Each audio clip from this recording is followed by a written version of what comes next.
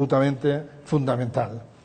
¿Qué desafíos y oportunidades plantea este nuevo escenario o se plantea en este marco de una educación distribuida e interconectada al contexto de la familia como contexto de aprendizaje? Insisto que mi visión es muy restringida porque me limito a las consideraciones relativas al contexto familiar como contexto de aprendizaje. Primero, la familia potencialmente, digo potencialmente porque este va a ser uno de los elementos fundamentales, yo creo, de las políticas educativas del futuro, potencialmente se convierte en un nicho de aprendizaje con unas posibilidades enormes de oportunidades para aprender, de recursos para aprender, de instrumentos para aprender para las nuevas generaciones, es decir, para sus miembros. No es que no se pudiera aprender hasta ahora, no es que no hubieran recursos, pero las posibilidades que había de realizar aprendizajes, más allá de los aprendizajes clásicos de la socialización en el contexto familiar solo, hasta ahora eran mucho más limitadas de lo que lo son ahora. Es decir, la familia adquiere una entidad propia como nicho de aprendizaje, como un lugar donde se pueden realizar aprendizajes mucho más allá de los aprendizajes emocionales, afectivos, de socialización básicos, que van a seguir siendo importantísimos, quién lo duda, pero además se añade esta capa de la familia como nicho de aprendizaje de contenidos socialmente valorados, de contenidos importantes, que hasta ahora estaban exclusivamente en el currículum, y ahora ya no estarán solo en el currículum, y pueden estar en la familia cada vez más. Segundo, la familia y la escuela, y esto vale para los dos, se convierte en algo importantísimo, y es que la familia no es únicamente un nicho de aprendizaje en nuestro nuevo modelo, sino que es, ¿cómo le podríamos llamar? Es como la vía de acceso o la puerta que permite o no permite la entrada a otros nichos de aprendizaje igualmente potentes. Es decir, desde la familia se accede a un determinado tipo de actividades, a un determinado tipo de entornos, a un determinado tipo de relaciones, a un determinado tipo, desde la familia se pueden realizar actividades que llevan a visitar museos y a visitarlos de una determinada manera, a hacer viajes, un determinado tipo de viajes o hacerlos de otra manera, se puede acceder, digamos, a actividades culturales o no acceder y hacer de una determinada manera. Todos estos son nichos de aprendizaje muy potentes a los cuales acceden, normalmente los niños acceden o no acceden, pueden acceder o no en función de que se ofrezca o no desde el contexto de la familia. Por lo tanto, y volviendo otra vez al tema de las políticas educativas, no se trata únicamente de reforzar la familia como nicho de aprendizaje.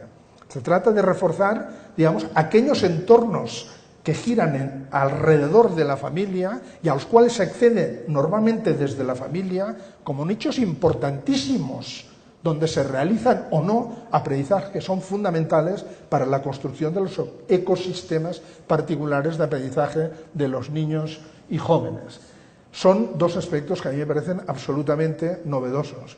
Unas políticas hoy en día, yo creo, que quieran tener en cuenta la potencia de la familia en este nuevo marco referencial como contextos de aprendizaje, deben proporcionar recursos y apoyar a las familias para que enriquezcan y saquen provecho de esta potencialidad, y además deben crear redes alrededor de la familia que generen estos nichos ricos de aprendizaje. Bien, comentábamos también esta mañana en una entrevista que hemos tenido con los colegas en una radio, que cuando se compara, digamos, países como España, que damos, no sé, Ecuador, España, damos en las comparaciones internacionales de los estudios PISA, de evaluaciones, nos quedamos justitos en la media, o más bien por debajo de la media, y se compara, digamos, con otros países como Corea, Finlandia, en fin, Noruega, que quedan sensiblemente por encima de la media en los resultados de evaluaciones comparativas internacionales, la lectura siempre es la misma. La lectura es el sistema educativo finlandés, pongamos por caso, es mucho mejor que el sistema educativo español, porque los niños de 15 años en Finlandia dan unos resultados que están, qué sé yo, 40, 50, 60 puntos en la escala por encima de los españoles. Yo me permitiría hacer una corrección a eso y diría que la sociedad finlandesa es capaz de proporcionar a los niños de 15 años, teniendo en cuenta la escuela, la familia y los otros nichos que pone a disposición, es capaz de proporcionarles oportunidades de aprender mucho más eficaces que los que es capaz de proporcionar la sociedad española, teniendo en cuenta la familia y todos estos otros contextos de aprendizaje. ¿Qué quiero decir? Que si queremos mejorar el rendimiento escolar, no únicamente hay que actuar sobre la familia, hay que actuar también sobre esta red de nichos de aprendizaje que cada día son más importantes y en los que cada día es más importante lo que se aprende, incluso para aquello que luego se mide como si se hubiera aprendido en el contexto escolar, como hacen las pruebas de comparación y de valoración de rendimiento de comparación internacional. Por lo tanto, la familia aparece como una pieza clave en la configuración de ecosistemas y trayectorias personales de aprendizaje de sus miembros. Creo que eso, en el nuevo contexto, es la síntesis, yo diría, de lo que he venido diciendo hasta ahora. Y añado un último elemento que me parece que, sobre el que hemos reflexionado también poco, quizá hasta ahora, y que en el nuevo contexto me parece fundamental, que es la importancia de la familia no como un sitio donde se aprenden muchas cosas, sino como el contexto en el que en realidad se forma uno como aprendiz de una u otra manera. ¿Qué quiero decir? Que lo importante de la familia no es únicamente la cantidad de lo que se aprende, sino cómo aprende uno a verse a sí mismo como aprendiz, con mayor o menor capacidad para aprender. Esto tiene que ver con temas de autoestima, de autoimagen, que luego están en la base de cómo las personas afrontamos desafíos y nuevas situaciones de aprendizaje.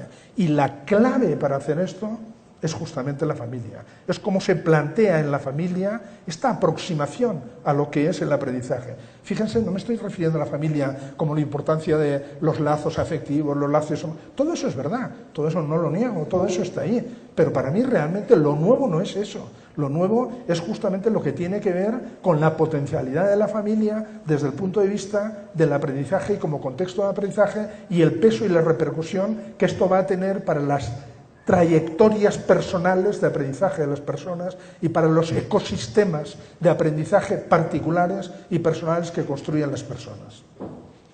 Si pasamos ahora al impacto sobre la escuela, el tercer gran bloque de mis consideraciones, yo creo que la familia no la vamos a cambiar. Digamos, en el nuevo escenario educativo no es un problema de querer cambiar a la familia, es de darle a la familia y crear alrededor de la familia los recursos que permitan sacar provecho de las potencialidades nuevas.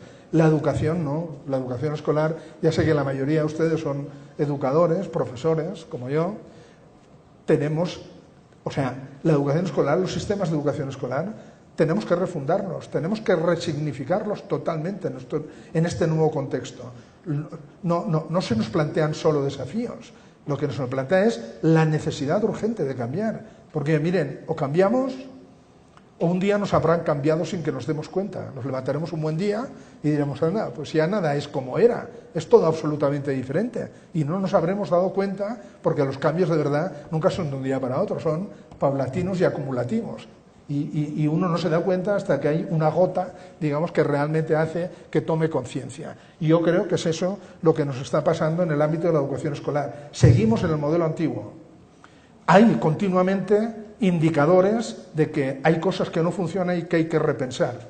Pero hasta ahora eso se plantea como cosas que no funcionan, como disfuncionalidades, como cosas que van mal. Yo creo que ese es un diagnóstico equivocado. No es que sean cosas que no funcionen, es que son exigencias de cambio que nos están diciendo que hemos de ser capaces de reconfigurar lo que es el sistema educativo de la educación formal, la parte formal de la educación, para poder seguir cumpliendo la función fundamental que tiene que seguir cumpliendo la educación formal en este nuevo modelo.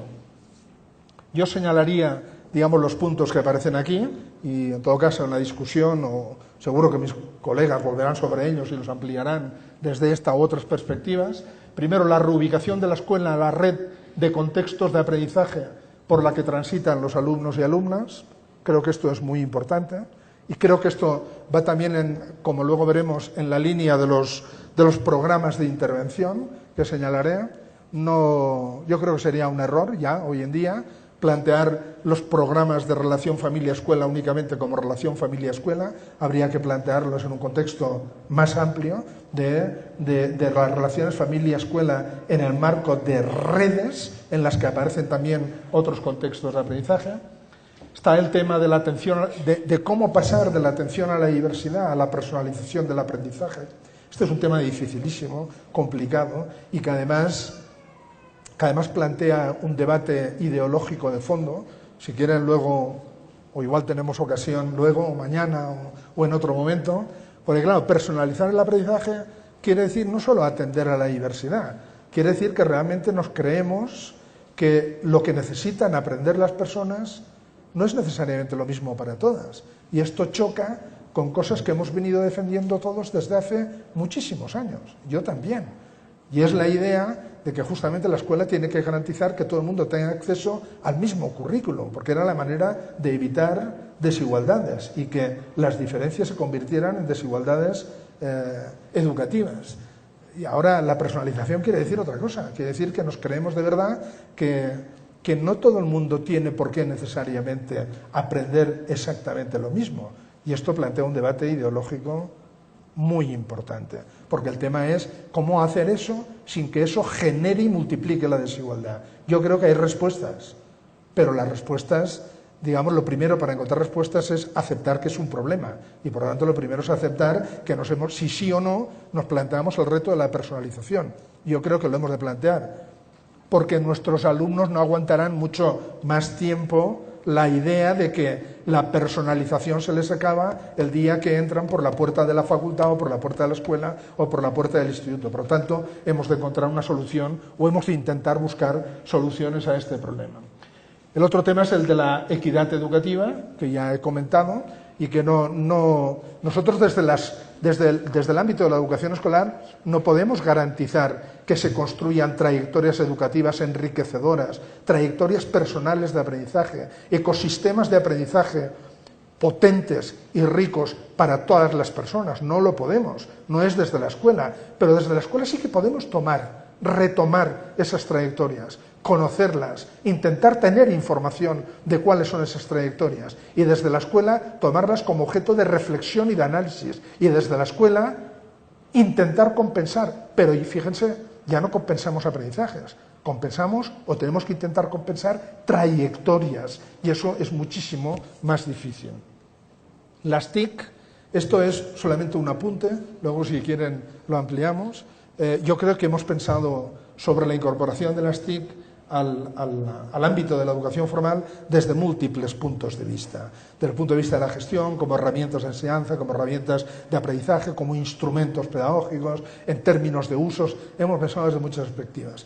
Pero para mí, desde esta perspectiva de las trayectorias de aprendizaje, las TIC tienen una nueva utilización que todavía no ha sido explorada. Si hemos de ser capaces, desde el contexto escolar, que lo hemos de ser, de hacer un seguimiento y un acompañamiento de los alumnos a través de en el tránsito que realizan por diferentes contextos de aprendizaje, con la finalidad de potenciar aquellas trayectorias que sean menos ricas o menos prometedoras, eso es inimaginable que lo podamos hacer sin un uso determinado de las tecnologías. Es decir, las tecnologías de la información y la comunicación se nos aparecen como el instrumento ideal para poder empezar a plantear realmente estrategias de seguimiento y acompañamiento de los alumnos, de los niños, de las niñas y de los jóvenes a través de diferentes contextos y nichos de aprendizaje. En último término, y para resumir, retomando una expresión que decía antes, en realidad, digamos, el gran reto que se nos plantea desde el punto de vista de esta nueva ecología del aprendizaje a la educación formal y escolar en todos los niveles educativos, no solamente en el básico, sino en el universitario también, es cómo pasar de aquello para lo cual están hechas ahora estas instituciones y hemos sido formados nosotros y es lo que sabemos hacer, que es formar buenos estudiantes, eso es lo que hemos intentado hacer hasta ahora, y cómo pasamos de al reto de cómo formar aprendices competentes. Paso ya para terminar a cuarto bloque de mis consideraciones, que tienen que ver con la articulación familia-escuela en este nuevo marco o en esta nueva ecología del aprendizaje y que, como les decía, he organizado en dos mini bloques o dos tipos de consideraciones. Una son principios, que voy a ir muy rápido sobre ellos, sobre el segundo también, porque se me está agotando el tiempo y tiene que haber tiempo para el debate, y que menciono simplemente con algún comentario para evitando ser repetitivo. Primero, familia y escuela son nodos centrales de las redes de contextos de aprendizaje de niños y jóvenes.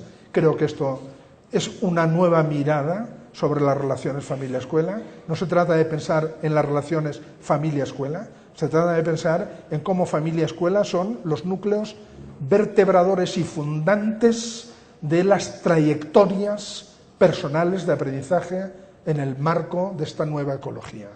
No hemos de pensar cómo se relacionan solo la familia-escuela, hemos de pensar cómo desde ellas dos, por separado y sobre todo interconectadamente, se pueden llegar a generar más trayectorias potentes o menos trayectorias potentes de aprendizaje.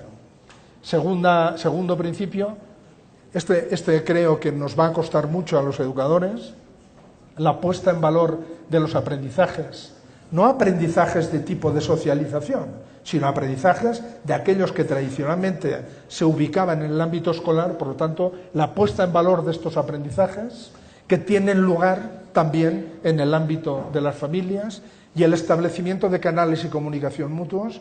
Siempre hace muchos años que venimos diciendo que las familias tienen que conocer qué se hace en la escuela, tienen que participar en la escuela, y es verdad, pero decimos pocas veces, y se ha insistido poco, en que desde la escuela hemos de conocer más qué es lo que sucede en el contexto familiar, qué es lo que se aprende en el contexto familiar, no para cambiarlo, porque no podremos cambiarlo, sino para utilizarlo, para tenerlo en cuenta cuando planteemos las actividades escolares. Tercer punto, de la participación, colaboración y apoyo de la familia a la escuela, que es como nos lo hemos planteado tradicionalmente, a la corresponsabilidad de familia y escuela en la configuración de trayectorias personales de aprendizaje. Y luego la idea matriz. Son dos contextos, no son dos. En la nueva ecología del aprendizaje son muchos más, pero el aprendiz es único. El niño, la niña, el joven, cuando va de la familia a la escuela y de la escuela al lugar de juegos y del lugar de juegos al club deportivo o a jugar a la calle con otros niños, es el mismo y lleva consigo sus intereses, sus conocimientos, lo lleva consigo. Hay un solo aprendiz, no hay un alumno y un hijo y un niño que hace deporte. Hay un aprendiz. Visto desde esta perspectiva, hay un aprendiz. Y ese es el reto, digamos, con el que nos tenemos que enfrentar, porque es un cambio, yo diría, de visión completo desde el punto de vista de la educación escolar. Algunas propuestas para terminar. Primero, algunas clásicas. Yo creo que hay que potenciar programas orientados a realizar actividades compartidas. Hay pocos programas de este tipo. Tendríamos que intentar realizar más actividades compartidas entre familias y profesores de las escuelas. Ayer comentábamos en una visita a un aula en el Jardín Botánico justamente esta idea. No solamente es bueno que vayan los niños a estas aulas, que vayan los adultos a estas aulas, sería muy interesante que pudieran ir juntos, y además los profesores también, porque es mediante estas actividades donde puede haber realmente un conocimiento recíproco. Tendría que haber programas orientados al conocimiento mutuo y a evitar las discontinuidades entre la familia y la escuela. Tendría que haber, yo creo, y poner en relieve y promover, sobre todo desde el ámbito de las políticas educativas, pienso, programas orientados a fortalecer los nichos de aprendizaje en el entorno comunitario de la familia. Me parece absolutamente fundamental. Quizá no es fácil, e incluso yo diría que no sé si deberíamos hacerlo, intentar incidir dentro de la familia, pero en cambio sí que es legítimo enriquecer el contexto familiar para que realmente la posibilidad de acceso desde la familia a esos nichos de aprendizaje enriquecidos a los que o se accede desde la familia o no se accede estén a disposición de las familias. Y finalmente, Y con esto termino.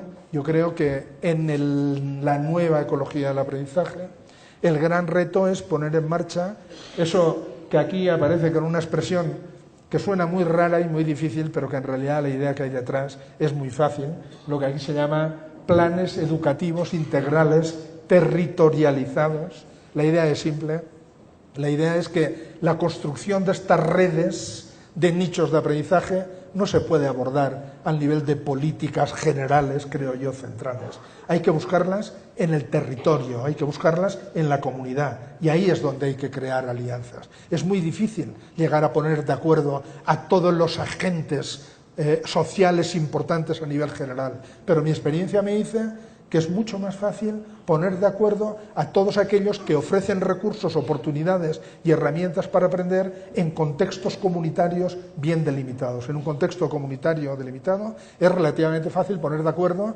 a las familias, a los agentes económicos, a los agentes de la administración, a los agentes culturales o las entidades culturales, y alrededor de eso crear planes educativos integrales en ese territorio que aprovechen todos los recursos existentes. Mi convicción es que en el nuevo modelo de educación distribuida e interconectada esto se va a concretar de esta manera. No creo que se concrete a un gran nivel macroestructural, creo que se va a concretar en el contexto de entornos comunitarios bien delimitados, y que en ese sentido el fortalecimiento de las comunidades en este sentido amplio es sin duda, yo creo, el factor fundamental en este nuevo escenario.